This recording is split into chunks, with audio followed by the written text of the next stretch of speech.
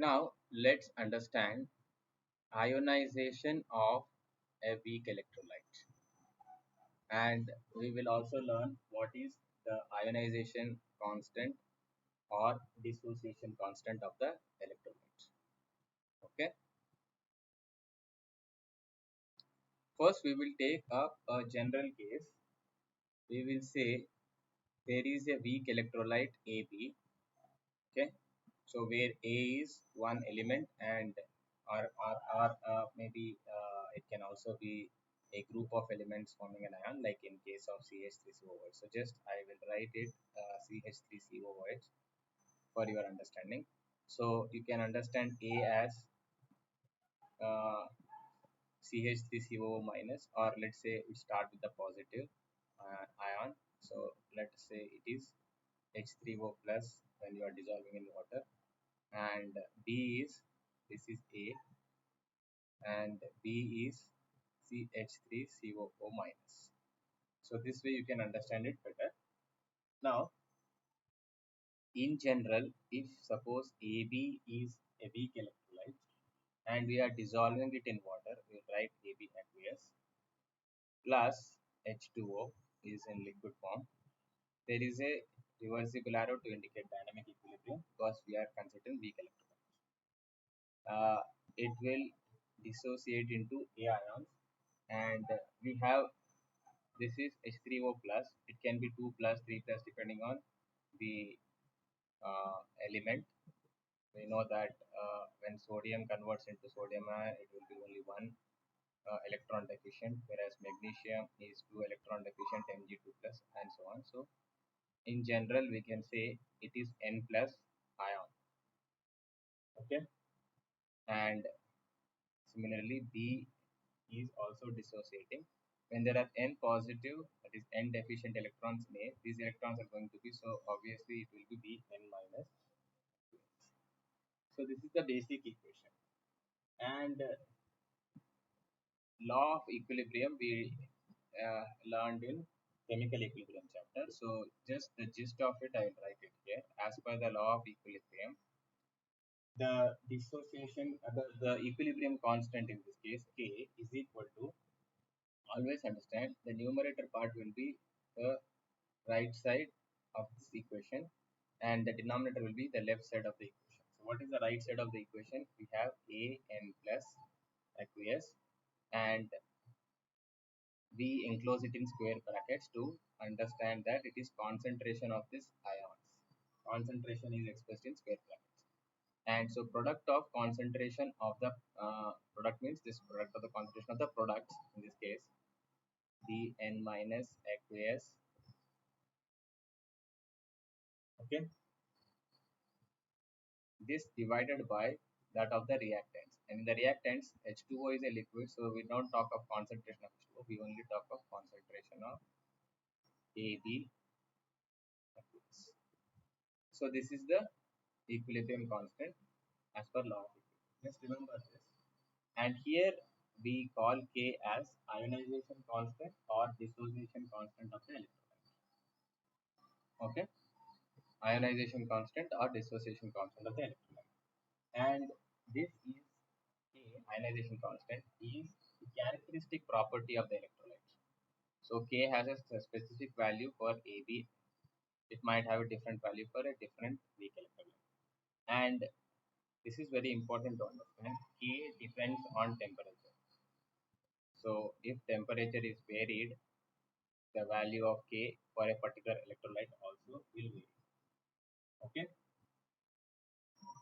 Now let's focus on the expression of the degree of dissociation and relation between that and K.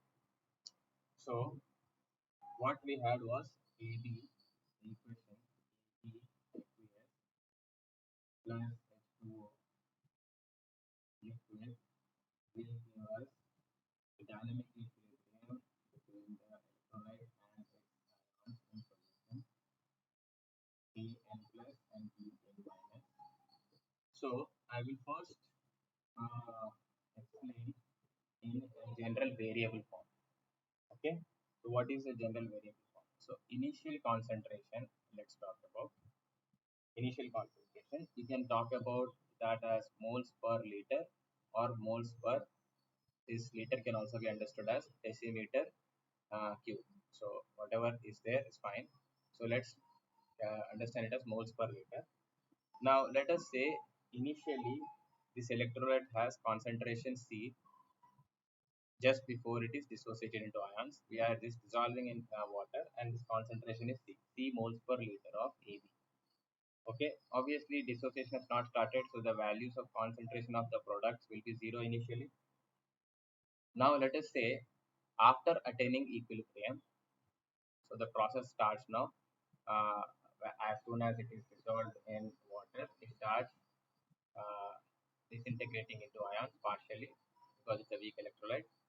And after some time, there will be an equilibrium reached. That means AB is dissociating into the ions, and some of those ions are again associating and forming AB. So the forward process, reverse process are going on, and at one stage, the extent to which the forward process happens, that is AB converting into ions, and the extent to which the reverse process happens, that is the ions converting back to the compound, the both become equal. So that is called dynamic equilibrium. So at that equilibrium stage, if we have alpha as the degree of dissociation, so alpha fraction of AB is getting converted into ions. So initial concentration was C, and alpha of C. So fraction is alpha, let us say 0.1. 0.1 into C has gone into ions. So the remaining electrolyte will be C minus C alpha. We will take up an example to understand it better using some values instead of C. But for now, in order to arrive at the expression, let us keep the general form. So C minus C alpha, and because this C alpha is converted into ions, at equilibrium we have C alpha concentration of positive ion and C alpha concentration of negative ion. Okay, so when we put this in the equilibrium constant formula, which is what we arrived just in the previous case, K. So we will work out that here. So what is K here? K is nothing but, as I said, concentration of the products and their multiplication. So C alpha into C alpha, because we have C alpha of positive and C alpha of negative ion, and divided by concentration of the reactant. So now this C minus C alpha at equilibrium, we can take C common and we can also write it as C into 1 minus alpha. So we will write that here, and C into C is C square alpha square divided by C into 1 minus alpha. And we can cancel out the common in the numerator and denominator common factor. So C is common. So one of the C gets cancelled in the numerator and C entirely gets cancelled in the denominator. So it becomes C alpha square C alpha square upon 1 minus alpha. So if you are able to write K equal to C alpha square upon 1 minus alpha at equilibrium, you have actually written the expression. Now some simple understanding of this expression also we can take up. For a weak electrolyte, this degree of dissociation is not even 0.3, it is very, very small. Okay, maybe 0.1 or even less than that. So alpha is very, very small. Let's say alpha is very, very less than 1. Example, maybe 0.001. Okay, so when this is very, very less than 1, so 1 minus alpha will be approximately equal to 1 only. Therefore, C into 1 minus alpha will be approximately equal to C only. Correct? Understood? So with this approximation, what will this equation or expression become for K? So K will be approximately equal to C alpha square divided by 1 minus alpha is approximately equal to 1, right? So we'll write it as 1, which is nothing but K approximates to C alpha square for a weak electrolyte.